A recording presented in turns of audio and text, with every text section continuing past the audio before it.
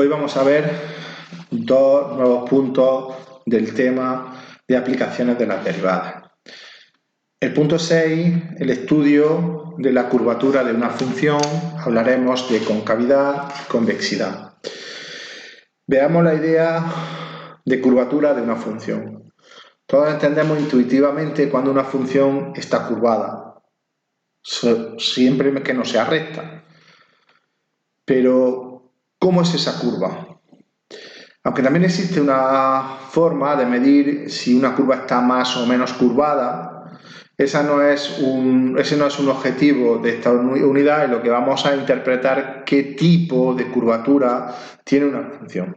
Imaginemos la función y igual a f de x, dada por la gráfica que está pintada en rojo, y un punto x sub 0 con su respectiva imagen f de x sub 0, y la recta tangente en el punto P de abscisa x sub 0 y ordenada f de x sub 0 tiene una recta tangente, y nos damos cuenta de que todos los puntos que hay cerca del punto P están por encima de la recta tangente.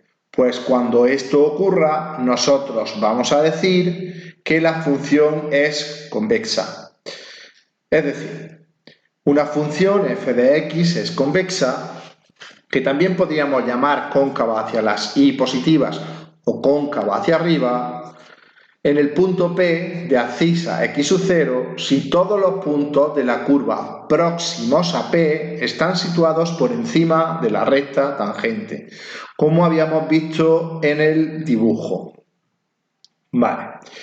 Si tomamos ahora otra función igual a f de x, también pintada en rojo, y un punto de abscisa x sub 0 y de ordenada f de x sub 0, un punto Q, si trazamos su recta tangente a la curva en ese punto, vemos que los puntos próximos a Q están por debajo de la recta tangente, porque la parte roja está más abajo que la parte azul.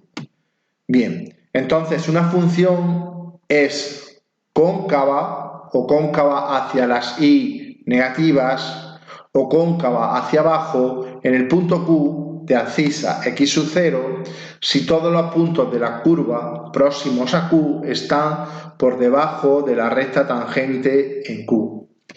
Bien, es decir que aunque ya hemos definido lo que es convexa y lo que es cóncava, no todos estamos de acuerdo en cómo definimos convexidad y concavidad.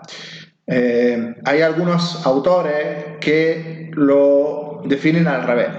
A esta parte la definirían cóncava y a esta forma la definirían convexa. Una forma para no equivocarse es decir cóncava positiva o cóncava negativa. Ya iremos viendo los ejemplos como lo notamos, pero nosotros vamos a tomar el criterio de que será convexa si ocurre que los puntos próximos a P están por encima de la recta tangente. Y tomaremos el convenio de que se llama cóncava cuando los puntos próximos a Q, los puntos de la curva, están por debajo de la recta tangente a la curva en Q.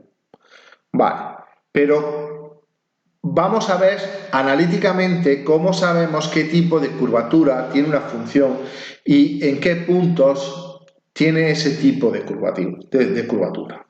Bueno, cuando una función f de x admite al menos la derivada segunda, resulta sencillo estudiar el tipo de curvatura que tiene la misma mediante el siguiente teorema.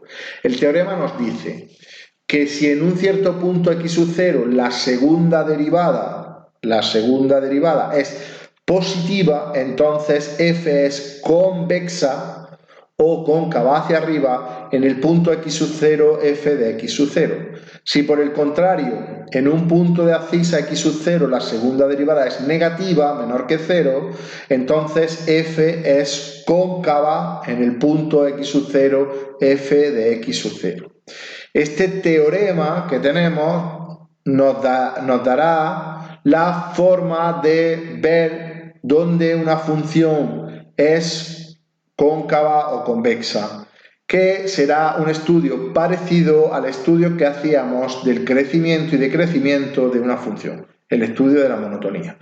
Veremos después en otros vídeos, en los siguientes vídeos veremos 3 ejemplos del estudio de la curvatura de una función.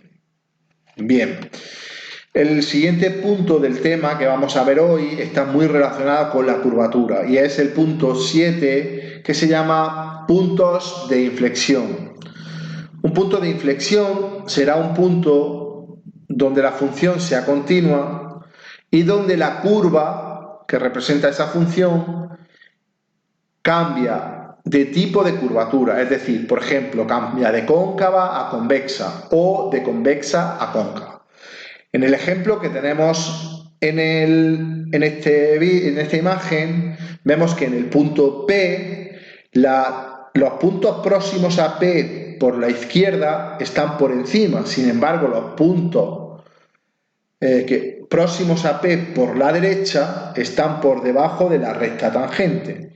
Por tanto, no podemos decir si es ni cóncava ni convexa, pero sí nos damos cuenta que en otros puntos por aquí la función es convexa y en puntos por aquí es cóncava, es decir, cambia de convexa a cóncava. Por tanto, en P habrá un punto de inflexión. En el punto Q, por ejemplo, nos ocurre lo mismo. Tenemos una función que va siendo cóncava y pasa a ser convexa, por tanto en Q tendremos un punto de inflexión. A los puntos donde la función cambia de cóncava a convexa o de convexa a cóncava, diremos que son puntos de inflexión.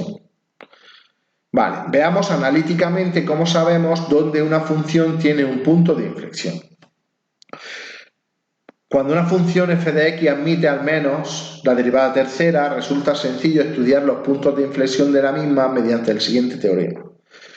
El teorema nos dice que si una función f de x tiene su derivada segunda nula, es decir, igual a 0 en el punto de abscisa x sub 0, y su derivada tercera en ese punto es distinta de 0, entonces la función f de x tiene un punto de inflexión en el punto x sub 0, f de x sub 0. Analíticamente podríamos escribir f segunda de x sub 0 igual a 0, f tercera de x sub 0 distinto de 0. Entonces f de x tiene un punto de inflexión en x sub 0, f de x sub 0.